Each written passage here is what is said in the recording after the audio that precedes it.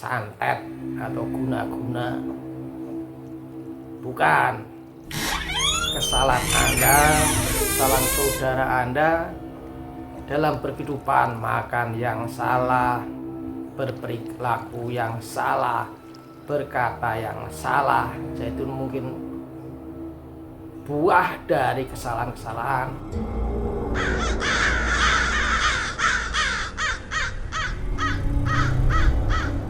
Assalamualaikum warahmatullahi wabarakatuh. Hari ini saya Kangki akan membicarakan seputar perdukunan. Ya, dukun. Orang yang suka meramal-ramalkan sesuatu. Orang yang katanya bisa melihat dunia lain, uka-uka. Yang bisa mengobati dengan rapalan atau mantra-mantra, atau katakanlah doa-doa dalam tanda kutip. Nah, begitulah ya. Dukun, kalau Jawa itu uduk-uduk ngajak rukun, tapi dukun yang itu adalah dukun bayi. Kalau yang ini adalah dukun uka-uka. Dulu waktu saya muda itu bukan tergabung ya, ikut-ikut dalam dunia seperti itu. Dunia perdukunan menurut saya 90% dukun adalah dukun palsu. Ya, yang suka bohong, yang suka mengada-ada, yang tidak melihat, berpura-pura melihat, yang berpura-pura tahu segalanya. Itu adalah dukun 90%. Menurut saya ya, dukun palsu. Yang tidak palsu dari 10%-nya, dukun itu yang tidak palsu itu juga penuh dengan kebohongan. Iya, kebohongan. 10% dukun yang tidak palsu itu pun penuh dengan kebohongan. Ada cerita seperti ini. Pada suatu saat saya diajak dukun. Saya dulu ikut ke dalam suatu ilmu tenaga dalam yang bisa pura-pura tahu.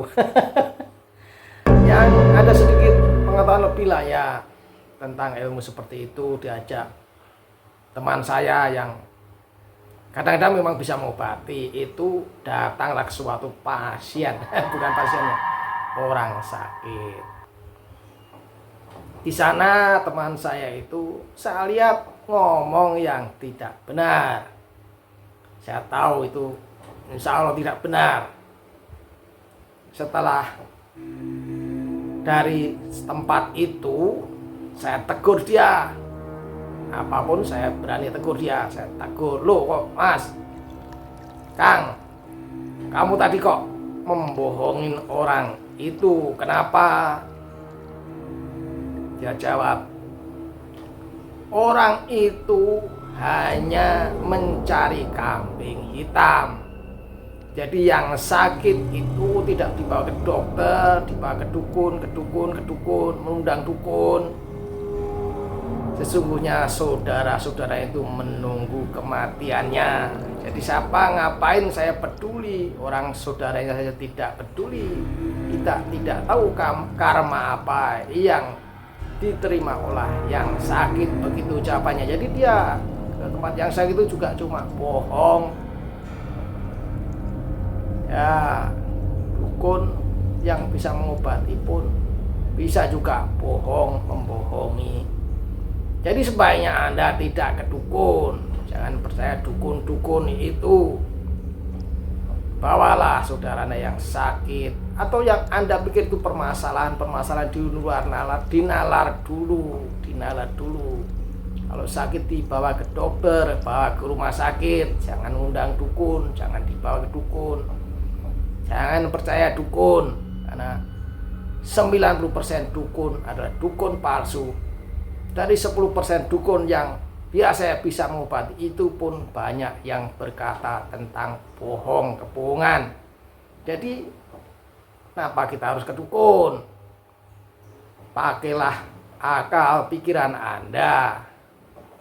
Jangan dikira sesuatu yang tidak bisa Anda pikirkan, Anda tidak sampai ke dalam permasalahan itu, Anda anggap sebagai itu adalah santet atau guna-guna. Bukan kesalahan Anda, kesalahan saudara Anda dalam berkehidupan, makan yang salah, berperilaku yang salah, berkata yang salah. Jadi mungkin buah dari kesalahan-kesalahan. Percaya kau dukun. Percaya kepada Allah Subhanahu wa Ta'ala, karena Allah itu yang memberi kita segalanya, tanpa kita meminta pun diberi. Ya, anggota tubuh yang lengkap, bisa melihat, membau, mendengarkan, tangan dan kaki kita lengkap, badan kita lengkap, bahkan ada yang ganteng-ganteng. Oke, begitu pendapat saya tentang dukun. Saya ulangi lagi, jangan percaya dukun. Berserah dirilah pada Tuhan. Di dunia ini berusahalah sesuai dengan kehendak dunia. Itulah yang diinginkan Allah. Berusahalah, karena Allah tidak akan mengubah nasib atau takdir seseorang manusia kalau dia tidak berusaha. Hidup di dunia, usahalah sesuai dengan hukum dunia. Assalamualaikum warahmatullahi wabarakatuh.